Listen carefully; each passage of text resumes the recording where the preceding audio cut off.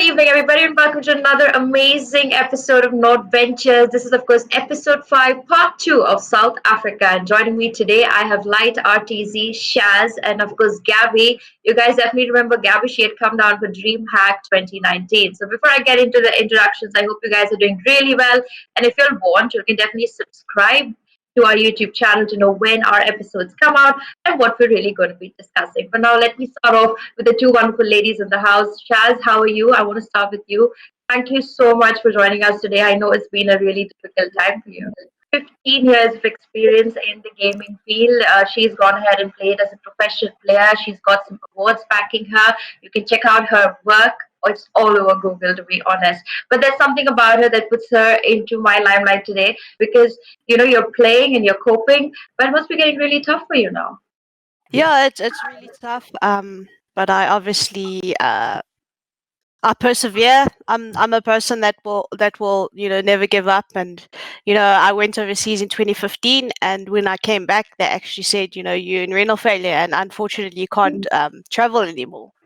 So I had plans of moving overseas and taking it further, and I couldn't. So I started to just play here back in South Africa, and try and teach the females to be better, and try guide them in a better way. So yeah, it's tough. I get my days where I'm just so tired and I just don't feel like doing anything. I just feel like staying in bed, but it keeps me sane, and it keeps me healthy. So it keeps me mentally put together, if I must say. Absolutely. And our second guest, of course, Gabbi. The last time I saw you around was at DreamHack 2019. You're the co-founder and the PR manager for Goliath Gaming. You also have your own boutique PR agency. I would love to hear more about that. It's been running for around 7 years now. And only in the last 3 years or so have I actually got involved sort of in the gaming esports side on a PR side of things. So I definitely don't have as much of an esports gaming CV as the other two guests today. But yeah, it's been an interesting journey for me. So I don't only focus on esports and gaming. I've got clients across finance industries, travel industries, sports, a whole mixture of things. It's a nice place to be when you can really know the backbone of a PR agency because you worked in so many different industries with it, and then add esports as something that's really new in the world in general. At the same time, of course, my third guest, thank you so much for joining us, both of y'all, is Light RTZ. If you know RTZ in general, ladies and gentlemen, RTZ is one of the most famous players in Dota 2. He's called ARTE. He's the advisor. I noticed about you when I saw your profile come to me. You're an esports commentator, you're a host, you have also been a coach, you have 15 years of experience in this field. Tell me more about you and your journey. Thanks for the introduction. Glad to be here. But I've been pretty much started from the bottom as a player competing for mice and keyboards back in the day when the prize pools weren't big enough. I'm sure Sharon remembers those days. And some fans. And slowly but surely I climbed the ladder from team to team, and eventually getting to join Energy Esports and Bravado Gaming, traveling to France and Canada for the Electronic Sports World Cup, just competing. That is sort of one of the big milestones for me. And when the scene just started kind of picking up, and from there progressed into creating my own organization, Ep.5 Esports, and then moving into commentary while doing that. Slowly quit out of gaming from then, went into a more sort of passive role, not much involved with the Counter-Strike team itself. So into analysis, the first one was at the Metal State, Samsung Galaxy with TechGirl. That was sort of my first desk sort of position. And then from there, sort of moved on to your Rages, from your Rushes, and then eventually into Goliath Gaming, just being their head coach, sort of passing on the knowledge I've learned throughout the years. And in doing so, you got to be pretty multifaceted in esports. You can't just be a player. You obviously have to represent yourself as a brand. So you got to obviously just try a Twitch stream, put some YouTube videos up, just be a content creator in that sense, just to be able to build your own brand, build a following, and be able to sort of market your personality in that sense. And for now, currently, just started a tournament from GameDoc with Predator. So we focused on that at the moment with myself and my team. but I've been in esports for quite a while, and yeah, it's my passion. I love it, and it'll put me in the grave.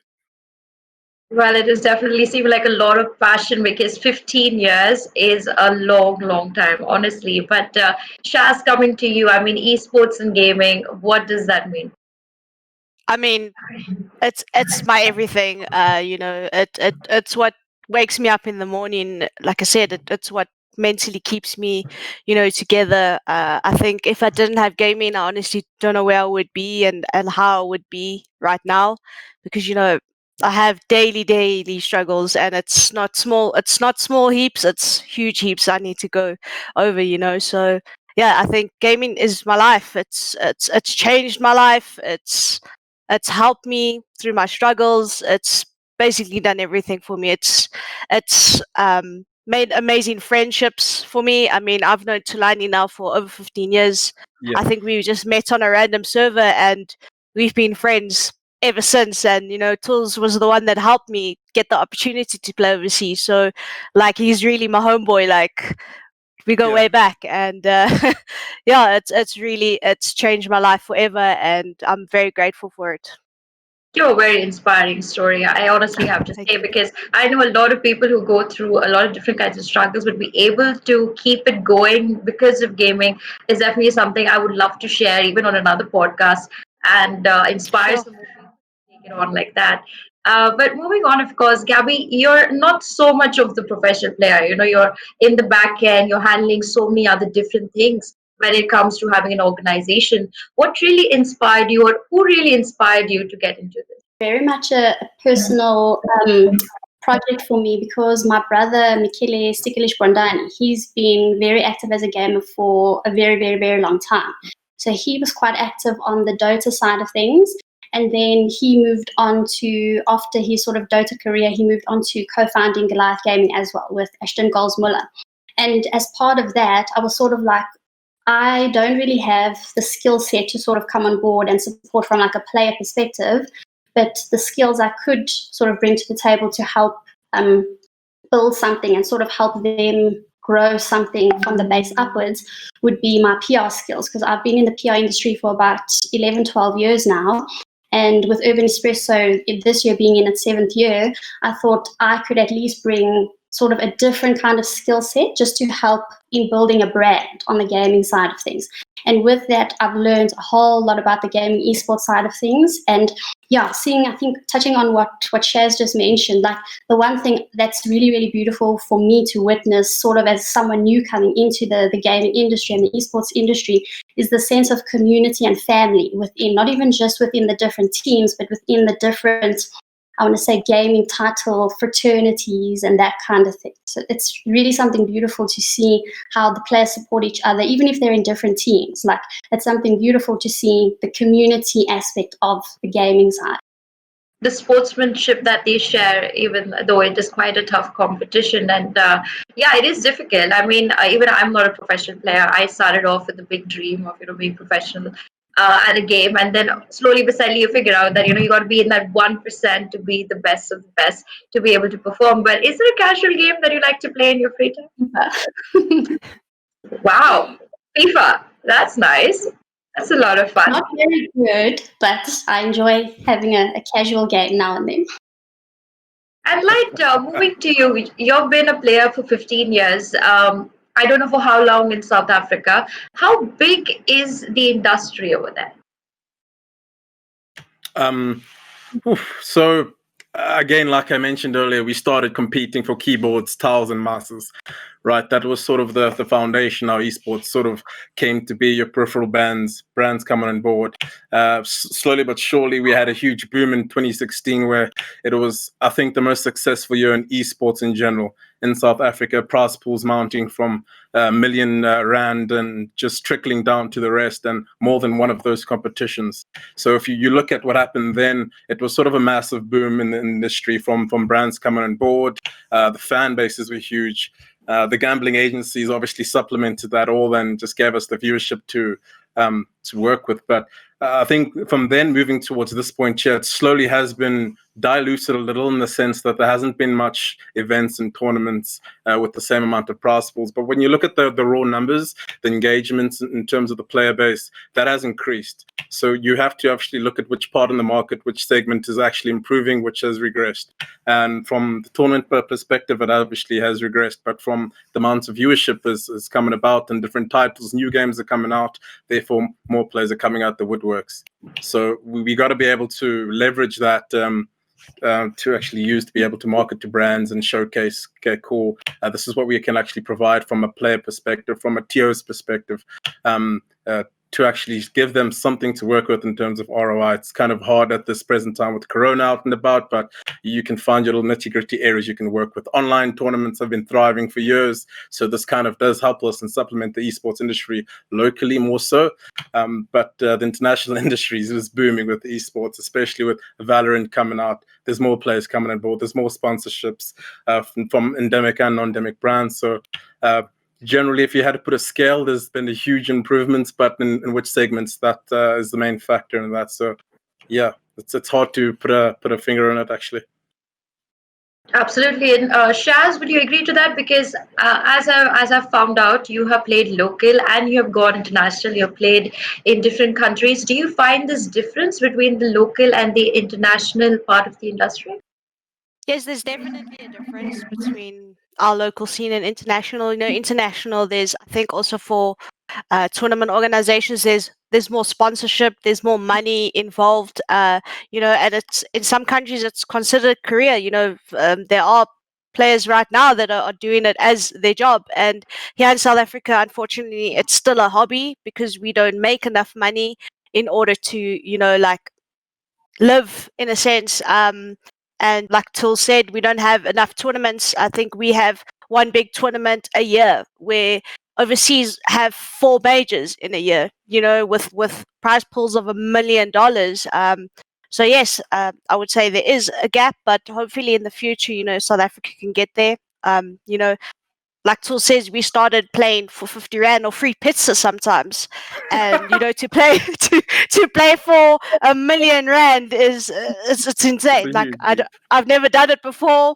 I've been there though for the events, but I mean, to me it's insane. I started playing in a little church where, like I said, free pizza or free tickets to that same land. I mean, and to see where gaming is now in South Africa, it's crazy. Can't believe how it's changed in so many years. Absolutely. And it's a very similar story in India, to be honest. Like, it was not a very long time ago where India was very new to video games and esports. And Gabbi, you've been here very recently. You've also been to London and Dubai, seeing so many different other tournaments. What is your opinion on this when we talk about the local industry and the international standards? From what I've observed, there are obviously a lot more opportunities on a bigger scale for South African players to sort of compete, to go overseas. And from an overseas perspective, there's definitely a lot more opportunities. And not even just in terms of like the quantity of tournaments, but like ShazZ was saying, the quality of tournaments, the types of prize pools, the opportunities, the frequency of these tournaments. So from a local perspective, as much as I've seen the industry has grown, as much as I've been involved, there is still, I think, a long way for us to go to sort of get to where overseas, we're currently seeing overseas. But obviously beyond the COVID situation, I think there are becoming a lot more opportunities for South African players to sort of qualify for spots to actually go overseas and try and get their foot in the door there to compete at that level. So, Light, I just wanted to understand from you in general that if there are certain people who are looking to come into this industry, this really big South Africa industry where you have so many different kinds of game titles, what would be your advice to them as a professional player? And Gabbi, I would love to know from you from an organization perspective. Part would be get informed and know your surroundings, know what you're working with in terms of what titles you want to be going pro at. Is it Counter-Strike? Is it Dota? Then you look, okay, cool, how big is the community? What's the prize pool looking like? How many hours do I have to put into the game to be the absolute best? Because in my opinion, hard work always trumps talent. So if you're able to obviously get a mentor that can help you throughout the process, if you're a beginner, And if you're an advanced player, you got to look abroad at professionals to come help you locally to be the best or stay the best, right? Once you get that working with you, can again build your brand and be able to use that as a platform, use that to able to have a voice and speak out to the community to grow it that way. Because it's not good enough to just be the best player in the community. You got to be a guide, you got to be a leader, and you grow the community that way. That's one of the small things a lot of the players are missing locally. I think Tools has hit the nail on the head there. I don't think there's much more that I could or would add to what Tools has said. But yeah, I definitely think there's those different levels in terms of obviously competing and practicing and sort of putting in the hard work within the game and then also outside of the game to sort of put yourself out there, start building your own personal brand, understanding what does it mean to have a personal brand and why is that so important. Because I think we're also sort of at a tipping point within the South African market where I think the esports scene here, it was always going to sort of grow a lot more. But I think the pandemic at the moment has fast-tracked that a little bit, where we have seen from a Goliath gaming perspective in particular, a lot more of your, I want to use the word like your non-tech brands that are wanting to get involved and are sort of putting their eyes on the scene and starting to dip their toes in the water to get involved in tournaments and that kind of thing. And I think a big part of progress for players would be to build their brand and start associating themselves with relevant teams who do have that long-term vision.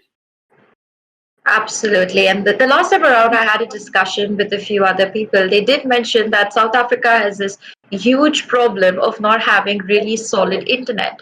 And that is one of the major concerns for not having a lot of people on board who are playing. ShazZ, could you just elaborate this? What are the major challenges you'll face apart from the internet to really make your whole region globally on the point? Yeah, I think because we are we're so isolated to the other like countries. You know, if you're in Europe, you can play against everyone that's in Europe. Where South Africa, also due to our bad internet, you know, we can't play, you know, on Brazilian servers. We can't play on Australian servers. You can't play on Europe servers because of the latency that we get. So I think that also comes down to factor is that we're so isolated on our continent that there's no means or ways that we can physically play against better teams because of our infrastructure, because of our internet.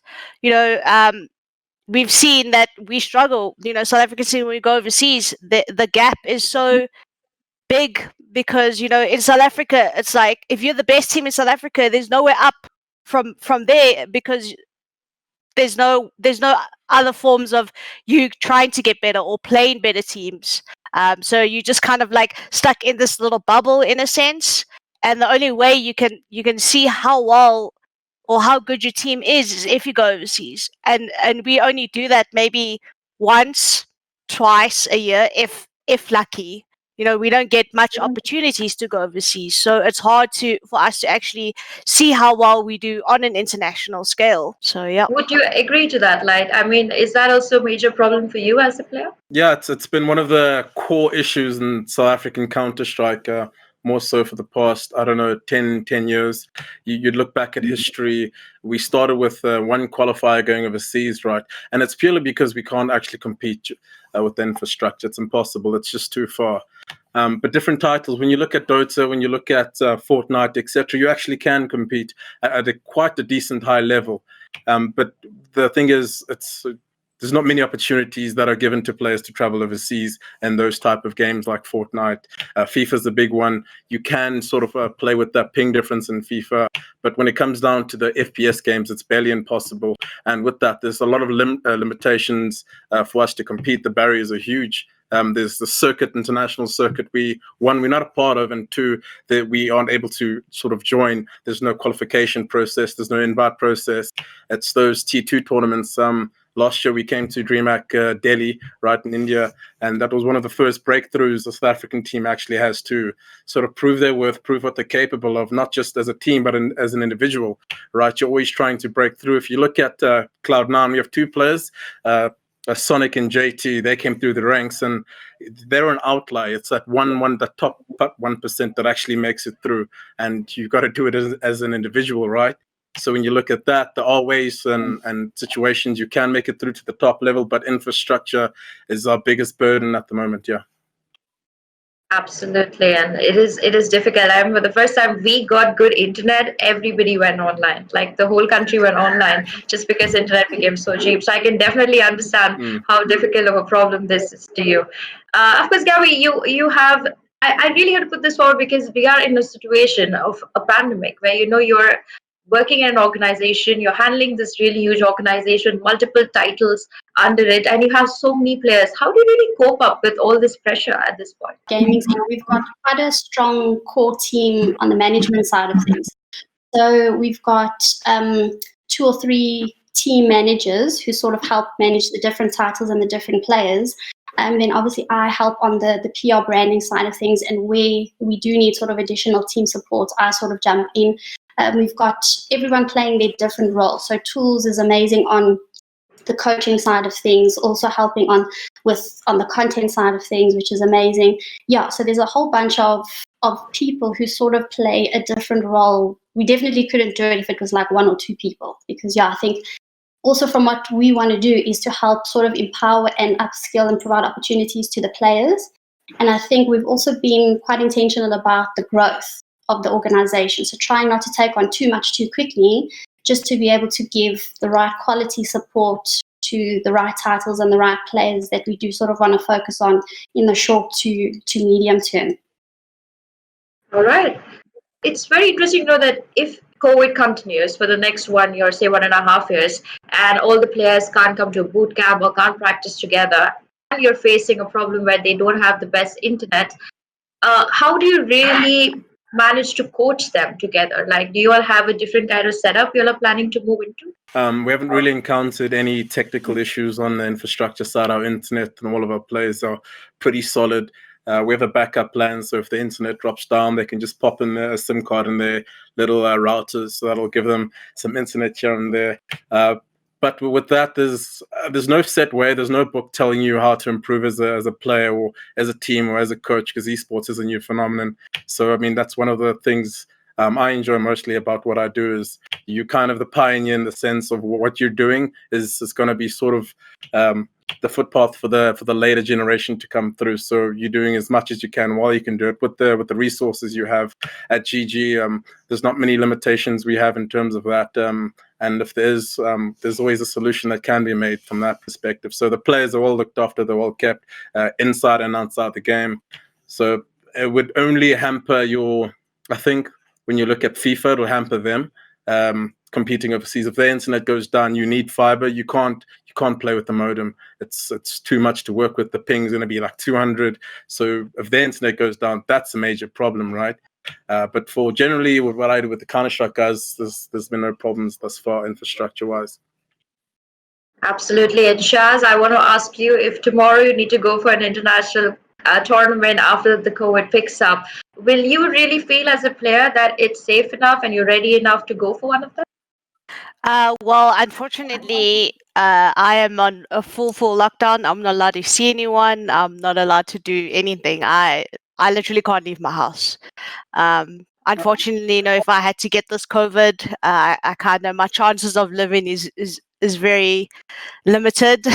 So yeah, I definitely cannot travel. I can't travel even if there was no pandemic. I can't travel because I'm on a list for a kidney transplant and I need to be in South Africa, because if they had to phone me and be like, hey, there's a kidney for you, I literally have to be at that hospital, I think in like 3 hours or something. So there's very limitation to me traveling right now. So yeah, it's tough. Yeah. Are there certain games you really like to play when you're kind of not in the mood of playing your main game?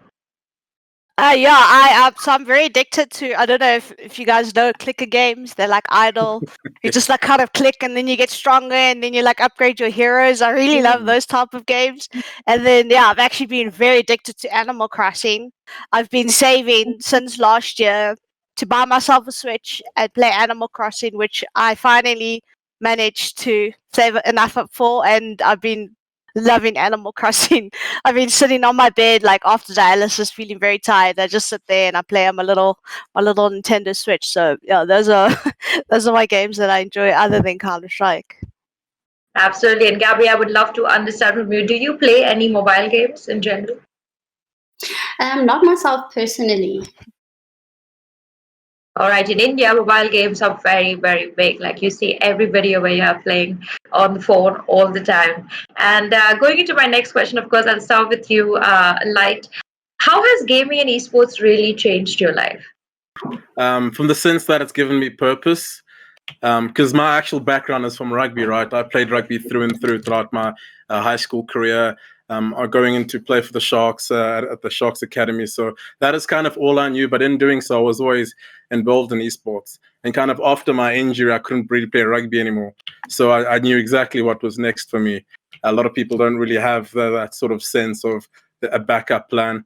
So I knew I'd dive straight into esports. And it's in the sense that of the community, the culture, the lifestyle you sort of live within esports. It's new, it's unheard of. So I like that about it. And the biggest example was the fundraiser for ShazZ. That was just a huge glimpse of what the community can do for you as an individual, right? It doesn't matter which title you play, they can easily band together and support a cause. It doesn't matter who you are, what you do, you're always going to sort of jump on board if you're part of the community. That's how tight-knit it is. And it reminds me of the culture I lived during my rugby days. It was so close. The communication was superb. There was always your different parts, people who acted in certain ways, whether it was for or against, but they were quickly singled out and either pushed out. So the community is quite tight in that sense, and it's ever growing. It's continues to prove what how much value it actually brings to society in general, right? These tournaments that could change lives. We had a player at GG Tabo winning that huge tournament, coming board in GG, supporting him, supporting his family. It's a sight for sore eye, really. So it's one of the best things I've actually come to see in the esports community, that you aren't isolated by yourself. You have friends. There are people willing to help you, no matter what you do or get into. Yeah. Absolutely, we do find that in. I think it's just a global trend when it comes to esports and gaming. Everybody is so tight knitted. Most of the times, you don't even know how the other person is looking in general. You know, you just talk to them. You understand from their voice and just by how they play whether you guys can be friends or not be friends. And of course, it was a huge problem for me when I first started because everybody assumed that I wasn't a girl in the Indian esports community. But ShazZ, I would love to hear from you. And at least 1-2 really funny incidents have happened to you online. How did you really get into gaming? Oh, so well, I got diagnosed with lupus at the age of 10, and I was very sporty. I played softball, I did netball, I did swimming, I did everything, and I had to stop all of that, unfortunately, due to health reasons. So I was a very competitive person. That was just me, and when I found out you could compete in gaming, I was hooked. I was like, I want to be the best. I didn't care about my gender. I didn't care if I was male or female. I just wanted to be the best. And, that's what I did. And I think still to this date, I'm the only female that's competed with the males and won titles in a mixed team here in South Africa. And just for me, it was just my escape and my safe haven gaming. I got bullied a lot because I was a female, the good old stereotypes. I must be in the kitchen, I must make sandwiches, all of those, but I think I've proven myself a lot in this community, and I've shown, whether you female, male, like, you can do it. Just you got to be very determined, and you got to do the work, and it's being the best in this country doesn't come easy. You got to work for it. Yeah, and just to supplement on what Sharon said. So obviously I met Sharon 15 years ago, and she was pretty much the only female top esports player back then for, I think, 10 years straight. So after going to ESWC in Paris, we met the Karma female team. And as soon as we played against them, I knew Sharon would be a perfect fit. So me and Goals just immediately jumped on board, had a fat chat with clips. With Emily, showed them clips on me. We told them, you have to have Sharon. She is 1 in a million. And they picked her up, and straight after that, they won tournaments. So Sharon's is proving that the stereotype isn't as realistic as people think. But yeah. Absolutely, it's a very inspiring story. Honestly, even in India, we don't really have that many female figures. It's been over the process of so many years that they've finally come in. This is actually the first podcast I'm doing where the ratio of men to women in esports is tilting towards the female side. So I'm really happy about that. And Gabby, I mean, COVID's hit. You've started an amazing organization. You guys have been doing fantastically well. It was so nice to see you all at Delhi this time in the 2019 DreamHack. It was amazing. What are your thoughts like when you look at gaming and esports in South Africa after COVID or even with COVID that's coming? Where do you see the future of esports? Touched on it briefly earlier. It's not sort of as big as we sort of see as overseas, but I think it has grown in the short space of time that I've been involved. I've definitely seen a fair amount of growth and quite a bit of changes, but I think we do still have quite a long way to go to sort of get to the level where it is overseas.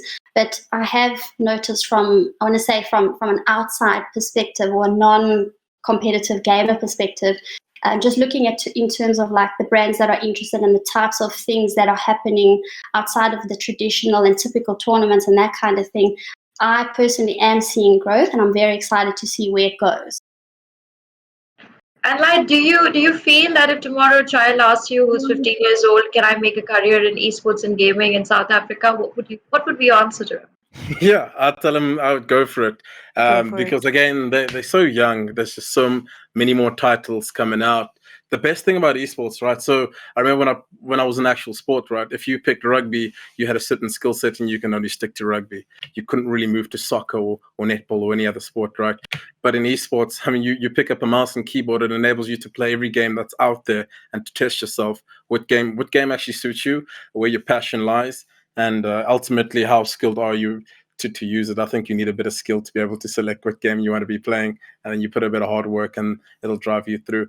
But not only that, I mean, if you're young, you can put like a few hours into your traditional sports, a few hours into esports, and see which one picks you, and ultimately at the end of the day. All right, and Shaz, before I close the show, of course, I wanted to ask you this. It's not in my questionnaire, but if you had one advice to give out there to the young, budding female gamers looking to make it to the top of all the professional players out there, what is the one thing they should do, and what would be your advice to them? Yeah, block out the haters. Unfortunately, females do get a lot of hate in this industry. I'm not going to sugarcoat it. You get bullied a lot. So, just toughen it out and push through it. Just show those people that are bullying you and that are hating on you because you're a female. Like, just show them. Let your skill shine brighter than their words. I would say, like, pretty much that's it. Just push through it. It'll get better. The more respect you earn, the better things become. All right, and this is, of course, I was going to close the show, but another last one to Gabby. As an organization, do you feel really proud when you see if you could make an all-female team someday? Definitely. And I think that's the really nice thing about in terms of the diversity of the industry and how it's growing. There's an opportunity for not just even to sort of like separate the teams, but I think there are opportunities for females and males to compete within an organization without sort of having to sort of be separated under gender. Absolutely. All right, guys, this was, of course, the end of our NODventures episode 5. If you guys like this episode, ladies and gentlemen, go ahead and hit that subscribe button. You can also hit the bell icon to know when we go live next with our all new episode 6. But you will hear about that only post this episode. Of course, thank you so much, guys, for joining me. It was really nice to have you all. Any final words? Thanks for the opportunity of having us on board. And I look forward to the next podcast. All right. Thank you so much, everybody who's watching. Stay tuned. We're going to come back next week with a new episode. It's going to be very exciting. Go follow us on our social media handles to know more. But now I'm your host, Angela, saying goodbye to you.